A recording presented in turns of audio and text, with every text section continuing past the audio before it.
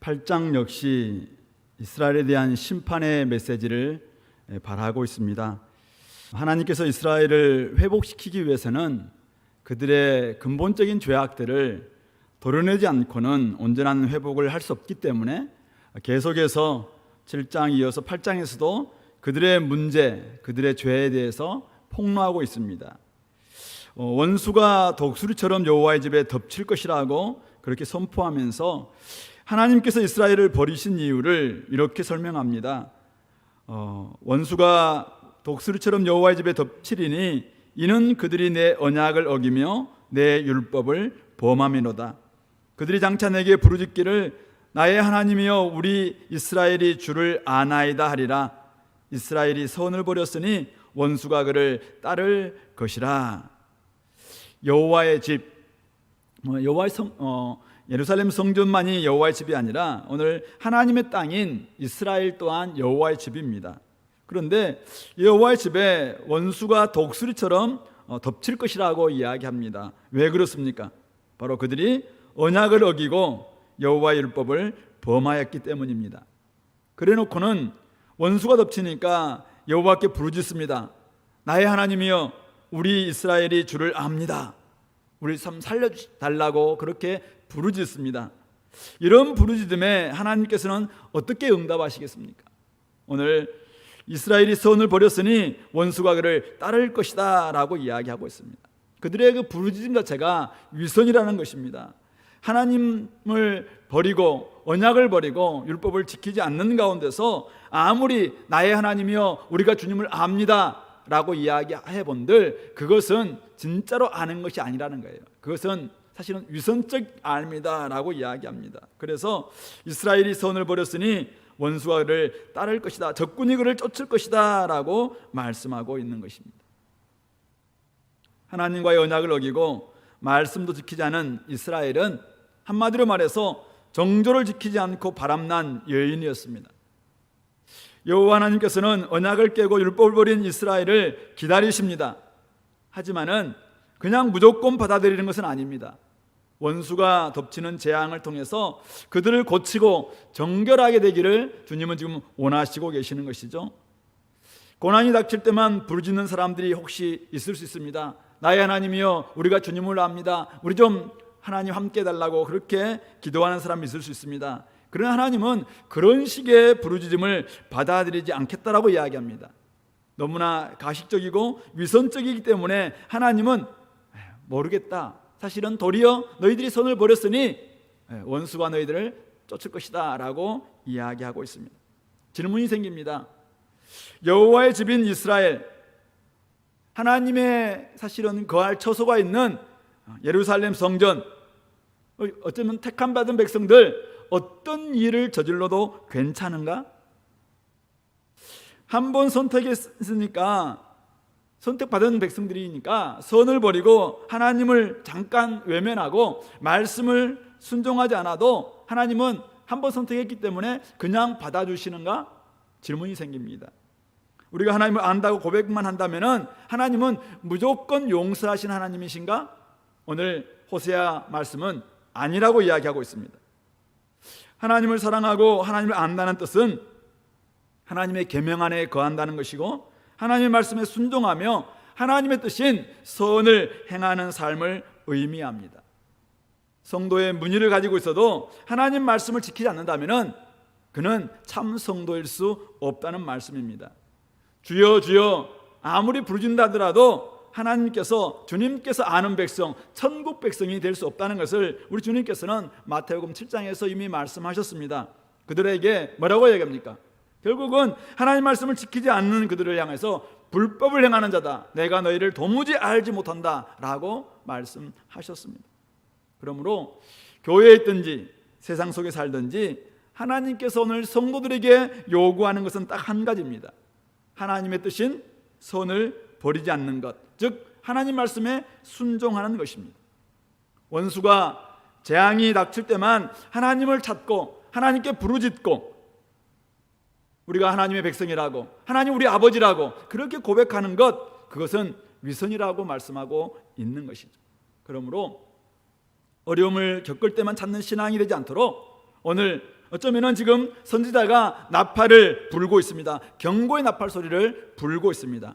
이들 또한 북이스라엘도 사실은 이 경고를 받아야 했지만은 우리 또한도 마찬가지입니다. 우리도 혹시 나는 이신칭의 이신득의 내가 믿음으로 말미암아 은혜 받았다, 구원 받았다라는 사실은 그 원리가 맞습니다. 그렇지만은 혹시 그것이 나의 모든 삶을 아무렇게 살아도 된다라고 생각하는 그러한 어떤 면허증처럼 생각해서는 결코 안 된다는 사실이죠.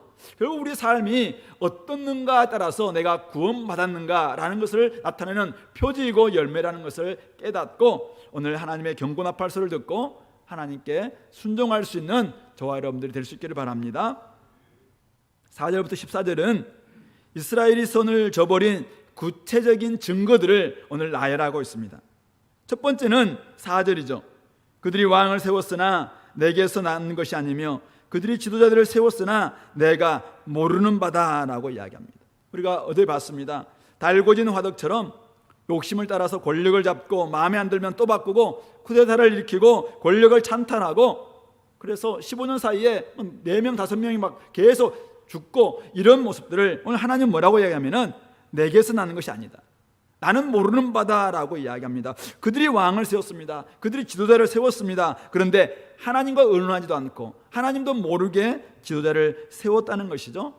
하나님으로부터 나오지 않은 권력, 하나님부터 나오지 않은 정권, 하나님부터 나오지 않은 사실은 어떤 지도자, 그에 의해서 사회가 어떻게 되든지 그것은 하나님 책임이 아닙니다.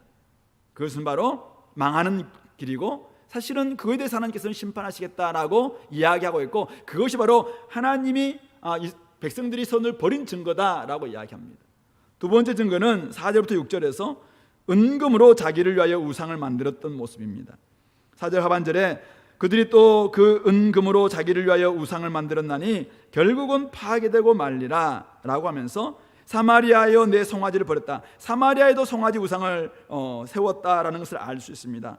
내 진노가 무리를 향하여 타오르나니 그들이 어느 때에야 무죄하겠느냐. 이것은 하나님에서 난 것이 아니라 이스라엘에서 난 것이고 사실은 장인, 기술자들에 의해서 만든 것이다. 그것은 참신이 아니기 때문에 사마리아의 송아지 산산조각이 날 것이다 라고 분명히 이야기하고 있습니다.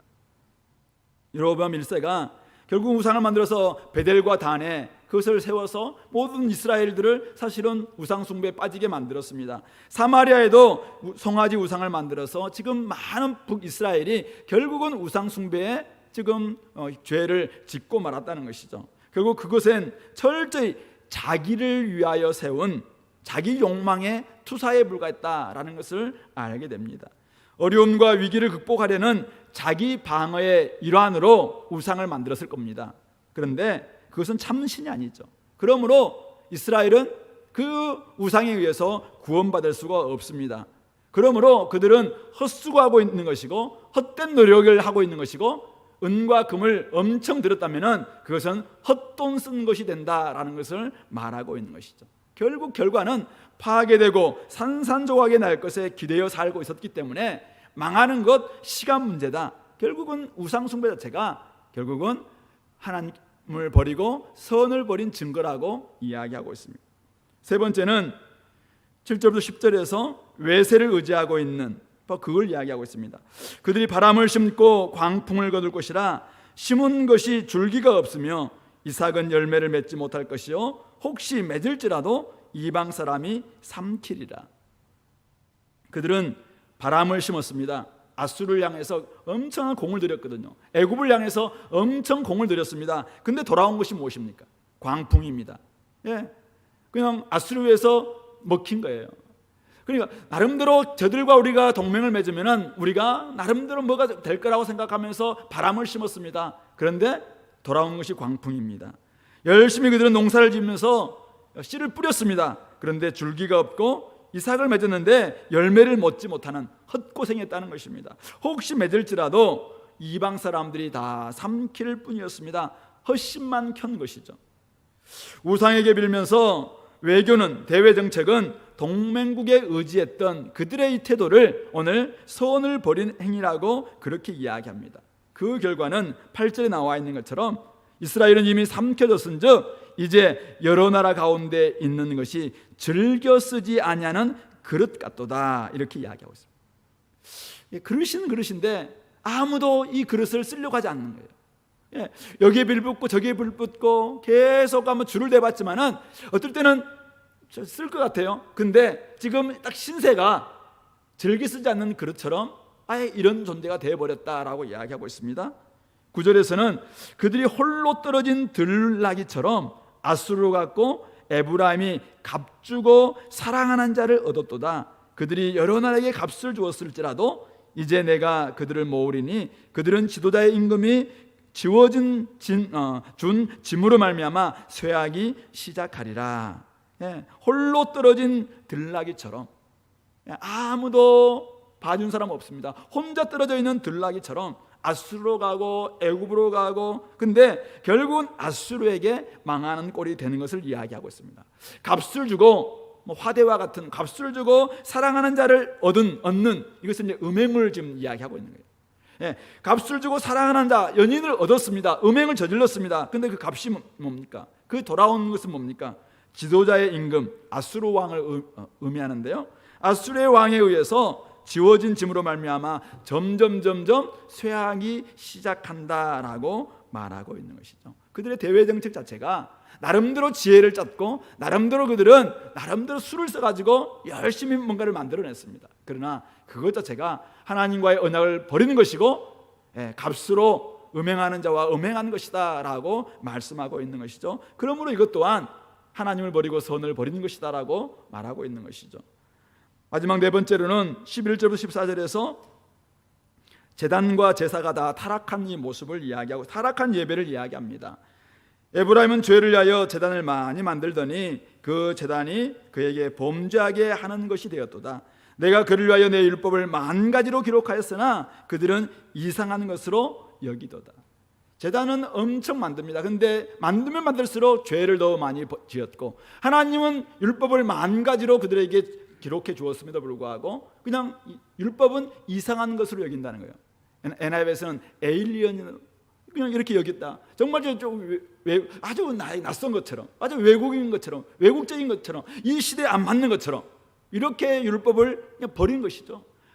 1절에서 이야기하는 것처럼 언약을 버린 것입니다. 내 율법을 범함이로다.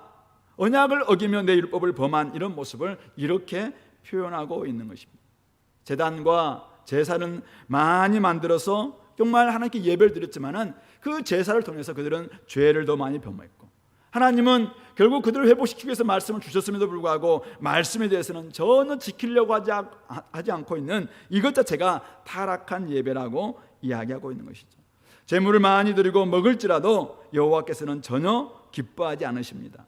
도리어 하나님께서는 그들의 죄악을 기억하고 그 죄를 벌하리니 그들은 다시 애굽으로 갈 신세가 될 뿐이다.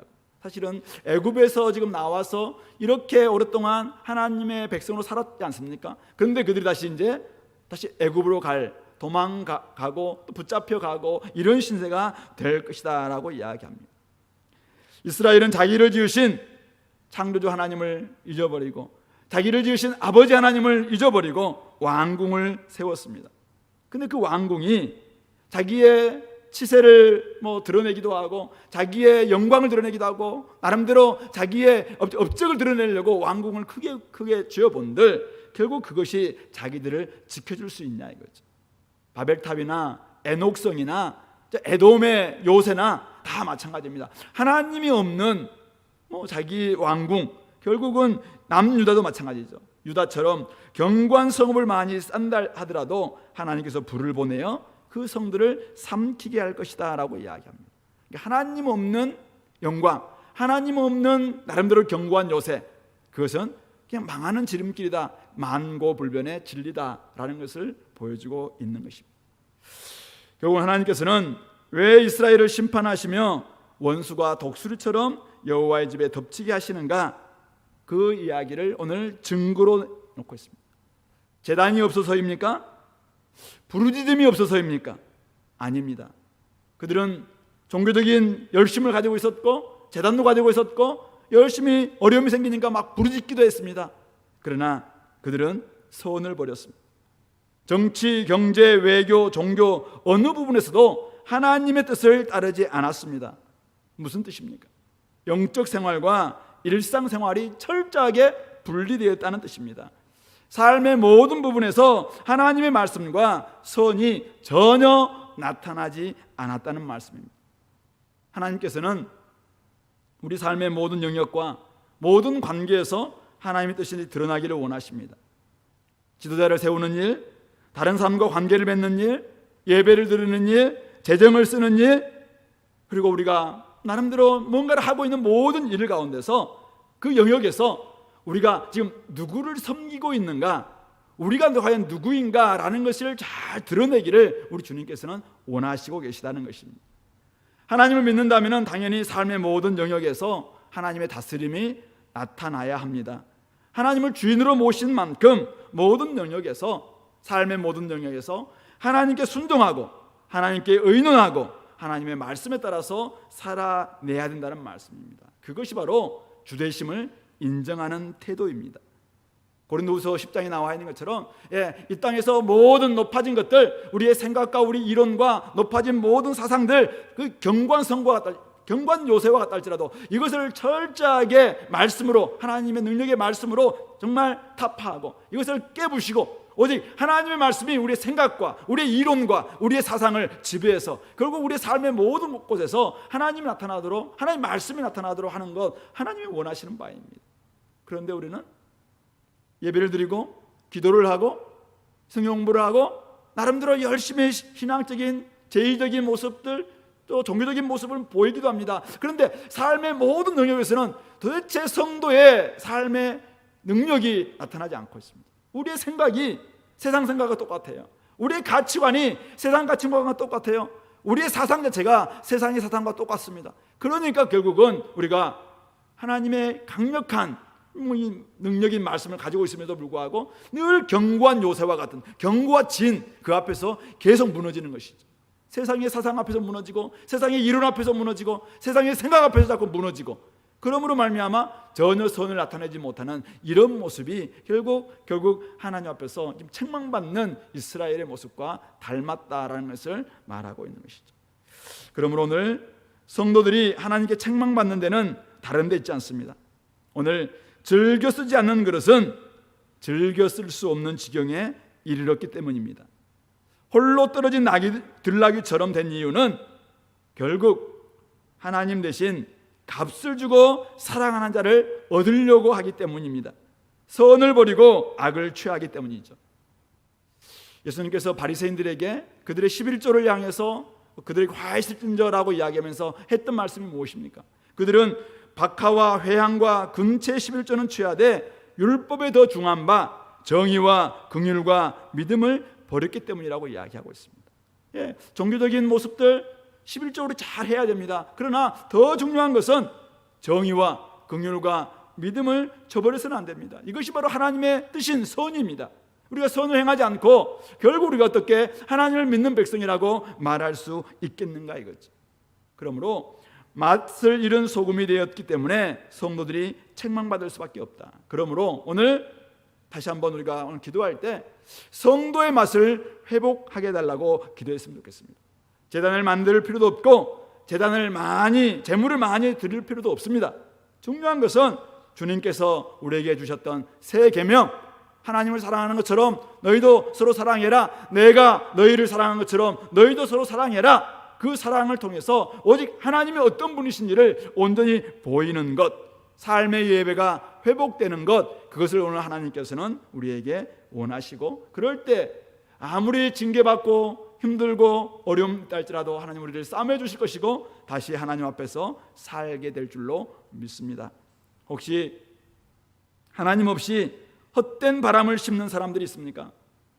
오늘 본문은 명확하게 이야기합니다. 광풍을 맞이할 것이라고 이야기합니다. 뭔가를 심기는 심는데 줄기도 없고 이삭도 나지 않는 수고, 열매를 맺지만은 이방인들이 다 먹어버릴 수고에 헛심 쓰지 말기를 바랍니다. 하나님과의 언약을 회복하고 하나님의 말씀을 지키는 삶에 우리 삶을 드릴 수 있기를 바랍니다. 문제가 생긴 뒤에 주님 찾아 부르짖지 말고 지금 당장 하나하나 주님께 묻고 결정하시고, 그리고 주님의 말씀에 순종해서 우리의 삶의 모든 영역이 다시 한번 하나님의 말씀 앞에 굴복하고, 그래서 하나님께서 우리의 삶의 다양한 부분들이 다 회복될 수 있도록, 그래서 진짜 우리가 예수님을 믿고 난 다음에 영생을 얻은 자답게 여러분들의 삶의 구석구석이, 삶의 자락자락이 이제는 그 생명의 능력들이 나타날 수 있도록, 그래서 많은 사람들에게 예수 믿는 향기를 온전히 보일 수 있는 우리 성도님들이 다 될 수 있기를 말씀으로 권면합니다. 같이 한번 기도합시다. 오늘 우리 말씀에 이스라엘이 서원을 버리고 하나님을 버리고 언약을 버리고 율법을 범함으로 말미암아 하나님의 집인 이스라엘이 원수가 독수리처럼 덮치는 재앙을 맞을 수밖에 없었는데요, 하나님은 치료하기를 원하시고 치유하기를 원하십니다. 그러나 철저히 이런 모든 죄악들을 다 좀 내버리고 회복되기를 원하시는 우리 하나님이심을 깨닫고, 혹시 오늘 우리가 자꾸만 타협하려고 했던 것이 무엇인지를 깨닫고 다시 한번 이 깊은 부분까지도 좀 회복해 달라고, 하나님 말씀에 순종하게 달라고, 하나님 말씀만이 오늘 우리에게 진짜 기준이 되게 달라고 우리 한 목소리로 기도하겠습니다.